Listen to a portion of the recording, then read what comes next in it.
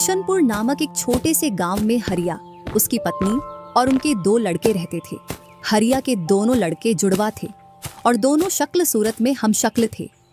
जो कोई भी व्यक्ति उनको देखता तो वो पहचान नहीं पाता कौन रामू कौन राजू है इन दोनों में से। एक शाम हरिया अपनी पत्नी से बोलता है, अब तो बुढ़ापा आ गया और अब पहले जैसे हाथ पैर भी नहीं चलते। हाँ, अब आपकी और मेरी उम्र हो गई है, अब मुझसे भी घर का काम नहीं होता। क्यों ना रामू और राजू के लिए सुंदर लड़कियां देखकर उनकी शादी कर दी जाए।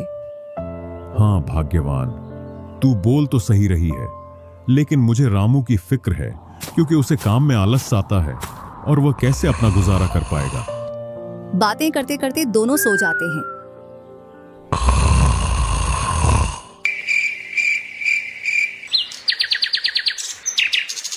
और सुबह उठकर हरिया रामू राजू से बोलता है, तुम दोनों खेतों पर चले जाना और एक खेत को खोद आना जिसमें मैं आकर बीज बो दूंगा। और आज मैं अपने दोस्त से मिलने के लिए पास ही के गांव में जा रहा हूं। 2 दिन में लौट कर आऊंगा। हरिया तैयार होकर दूसरे गांव की ओर निकल जाता है और रामू राजू भी खेतों की ओर चल देते हैं। दोनों खेतों में जाकर काम करने लग जाते हैं। रामू ठहरा कामचोर, वह थोड़ी देर काम करने के बाद एक पेड़ की छांव में जाकर लेट जाता है। इधर राजू को सुबह से शाम हो जाती है और वह आधा खेत खोद देता है।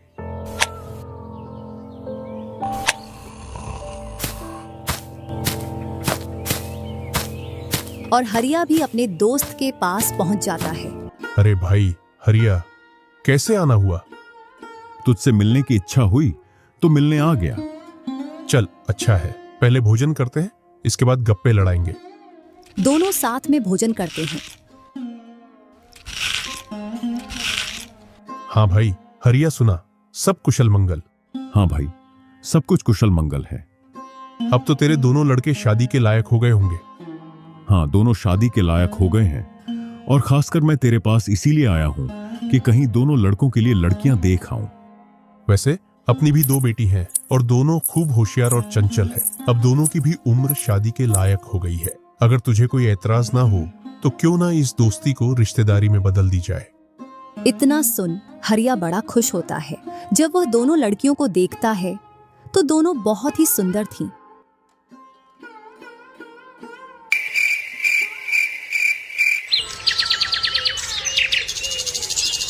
सुबह होते ही हरिया अपने दोस्त से बोलता है, मैं जल्द ही मेरी बहुओं को लेने आऊंगा। इतना बोलकर हरिया अपने गांव की ओर चल देता है। इधर रामू और राजू भी अपने खेतों पर काम करने के लिए आ जाते हैं और रामू पेड़ की छांव में जाकर सो जाता है। इधर राजू अपने काम में लगा रहता है। शाम होने को आ जाती है और हरिया भी अपने खेतों के पास आ जाता है। रामू की आंख खुलती है तो हरिया उसको आता हुआ दिखता है,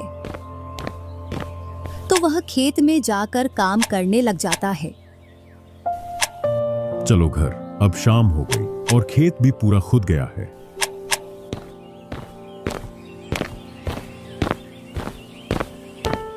तीनों साथ में घर पहुंच जाते हैं। हरिया अपनी पत्नी और दोनों लड़कों को बताता है कि वह इन दोनों की सगाई पक्की कराया हूं।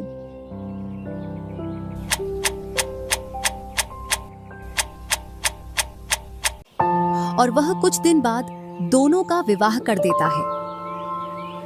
ऐसे ही कुछ वर्ष निकल जाते हैं।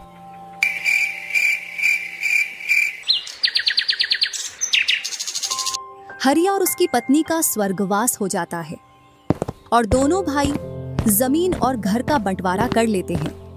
रामू अपने आलसी पने की वजह से खेतों में काम करने नहीं जाता और दिन भर घर में ही पड़ा रहता। इधर राजू अपने खेतों में दिन रात मेहनत करता है, जिससे रामू और राजू की फसलों में अंतर स्पष्ट दिखाई देता है। एक दिन रामू राजू से बोलता है, तूने अच्छा खेत रख लिया और मुझे यह खराब खेत दे दिया। जिससे तेरी फसल अच्छी हो रही है और मेरी फसल कमजोर। कोई ना, अगली फसल पर खेत बदल लेंगे।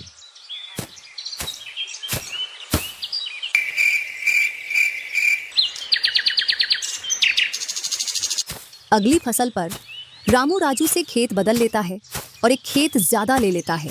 फिर भी राजू खुशी खुशी उसे खेत दे देता है। राजू के हिस्से में जो खेत थे उनमें फिर से वह दिन रात मेहनत करता। इधर रामू कभी काम करता तो कभी काम नहीं करता। रामू के पास बीज खरीदने के भी पैसे नहीं थे, तो वह पैसे लेने के लिए जमींदार के यहाँ चला जाता।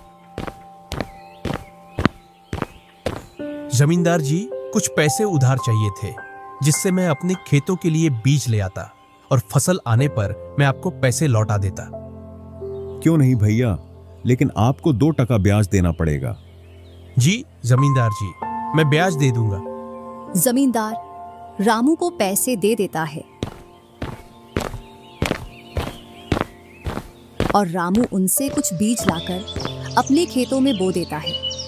इधर राजू अपनी फसल की रोज देखभाल करता और रामू बोकर आया उसके बाद से अपनी फसलों को देखने के लिए भी नहीं गया। वहीं अपने घर में पड़ा रहता और दिन रात सोता रहता।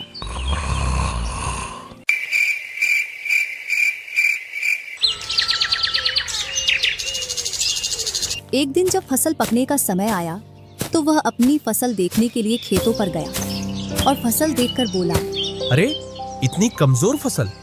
मैंने खेत बदल लिया, फिर भी लगता है मेरी ही किस्मत खराब है। जो भी जमीन में लेता हूँ उसमें अच्छी फसल होती ही नहीं है। ऐसे कहते हुए वह अपने घर आ जाता है और अपनी पत्नी से बोलता है, राजू की फसल तो अच्छी है, बस हमारी फसल ही कमजोर है। ऐसा कैसे हो सकता है? ऐसा तो होगा ही।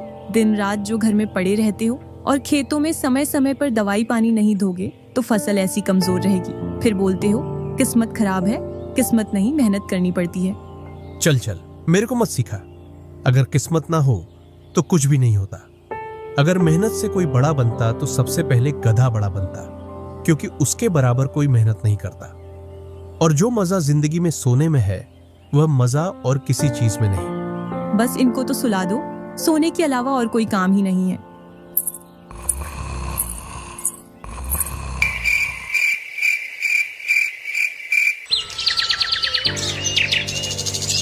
कुछ दिनों बाद जब फसल निकली तो राजू की फसल रामू से दोगुनी निकली, जबकि उसकी जमीन रामू से कम थी। रामू फसल को देखकर बोलता है, इस फसल को बेच कर आऊं या खाने के लिए रखूं?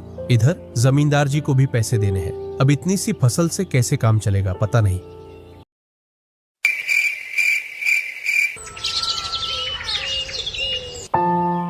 एक दोपहर रामू सो रहा था, तभी उसका गेट किसी ने खटखटाया।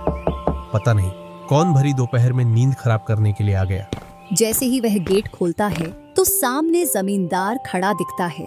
क्या यह रामू का घर है? रामू ने सोचा, क्यों ना मैं इसे राजू के घर पहुंचा दूं। यह मुझे पहचान भी नहीं पाया। मैं तो राजू हूँ, वह वाला घर है रामू का। जमींदार सामने वाले घर पर जाकर गेट को खटखटाने लगता है। राजू गेट खोलता है और बोलता है, क्यों भाई, इतनी तेज गेट को क्यों खटखटा रहे हो? मैंने आपके रुपए लेकर खा लिए क्या?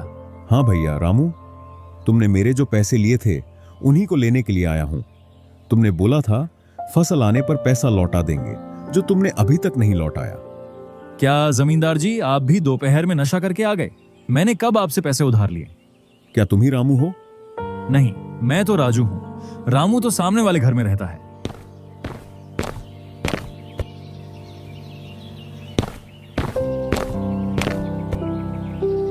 भरी दोपहरी में जमींदार का सर चकरा जाता है और वह अपने घर चला आता है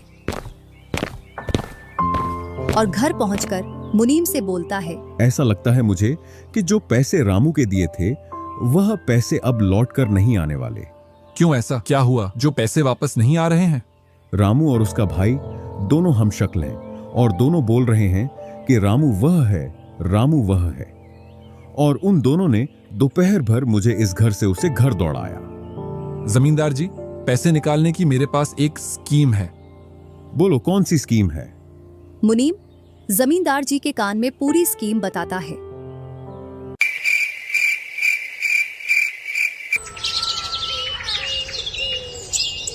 दूसरी सुबह जमींदार, मुनीम और दो आदमी जिनके हाथ में लाठी थी, चारों लोग रामू के घर की ओर चलते हैं।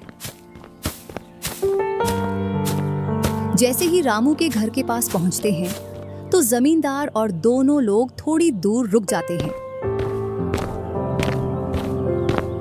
अरे रामू भैया, बाहर निकलो, मैं पास ही के गांव से आया हूँ। जरूर जमींदार होगा, मैं आज गेट खोलूंगा ही नहीं। मैं तुम्हारी ससुराल से आया हूँ। तुम्हारे ससुर साहब ने तुम्हारे लिए कुछ रुपए और कुछ आभूषण भेजे हैं, क्योंकि बुढ़ापे की वजह से उनसे यहाँ तक आने की नहीं बन पा रही थी, इस वजह से उन्होंने मुझे भेजा है। इतना सुन रामू के मन में लालच आ जाता है और वे फटाक से गेट खोल देता है। कहाँ है पैसे और धन? क्या तुम्हारा ही नाम रामू है? हाँ, मेरा ही नाम रामू है। कहाँ है धन? यही पास में रखा है, चलो दोनों उठा लाते हैं। वह मुनीम के साथ चल देता। थोड़ी दूर चलने के बाद मुनीम जमींदार जी को बुला लेता है। जमींदार और दोनों लोग रामू के पास आ जाते हैं। लाओ मेरे पैसे लौटाओ, ब्याज समेत। मैंने आपसे पैसे नहीं लिए। ये ऐसे नहीं मानेगा। अब तुम दोनों के हवाले करता हूं, तुम चाहे जैसे इससे पैसे निकालो। और दोनों आदमी रामू को लठ से मारते हैं। रामू चिल्लाता हुआ, अरे भाई रुको, अरे भाई रुको, मत मारो, अरे भाई रुको, मत मारो। इधर वह दोनों रामू में दे लठ लठ बरसा रहे थे। तभी राजू गेट खोलकर देखता है तो रामू पर कुछ लोग लठ से वार कर रहे थे। तो वह दौड़कर उनके पास आता है और बोलता है, अरे भाई रुको। इस रामू ने आज से 5 महीने पहले मुझसे पैसे लिए थे। जब लौटाने की बारी आई तो बहाने कर रहा था। कितने पैसे हैं? 2000। रुको मैं लाता हूँ।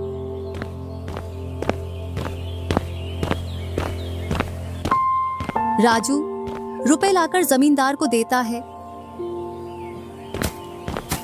और जमींदार और उसके साथी वहां से चले जाते हैं। इधर रामू भी अपने घर में चला जाता है और राजू भी।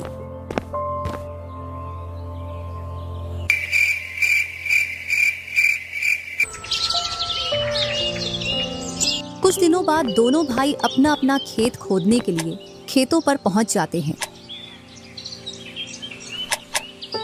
इधर खेत खोदते खोदते राजू दौड़ते हुए रामू के पास आता है और बोलता है, देखो मुझे खेत में क्या मिला है। राजू के हाथ में हीरा देखकर रामू के मन में लालच आ जाता है और वह मन ही मन सोचता है, इसके खेत में तो और भी हीरा हो सकते हैं।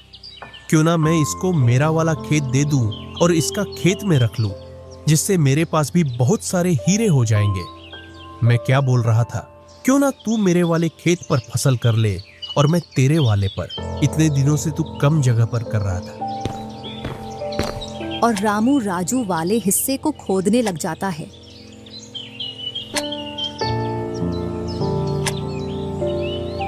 शाम तक पूरे खेत को खोद देता है, लेकिन उसे उसमें कुछ भी नहीं मिलता और थका हारा घर पहुंच जाता है। आज पूरा खेत खोद दिया, लेकिन फिर भी एक हीरा नहीं मिला, जबकि राजू ने खेत का एक कोना खोदा था, उसमें ही उसे एक हीरा मिल गया। अच्छा, आप अगर ऐसे ही मेहनत करते रहे तो एक दिन आपको भी बहुत सारे हीरे मिलेंगे। बातों ही बातों में रामू की नींद लग जाती है।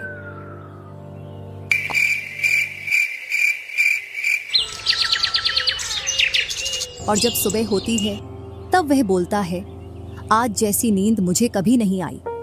हाँ, अगर तुम ऐसे ही मेहनत करते रहे तो आपको रोज ऐसी नींद आएगी। और रामू उसे वर्ष राजू की तरह अपने खेतों में मेहनत करता है और दोनों की फसलें बराबर निकलती हैं, जिससे रामू के चेहरे पर अलग ही चमक दिखती है। एक दिन चारों लोग साथ में बैठकर खाना खा रहे थे। क्या सच में उस दिन खेत में से हीरा निकला था? हाँ भैया, निकला था ना।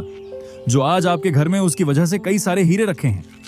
इतने में ही रामू की पत्नी बोलती है, वह तो नकली था आपसे काम करवाने के लिए। इसी प्रकार बातें करते करते चारों लोग अपने अपने घरों में जाकर सो जाते हैं।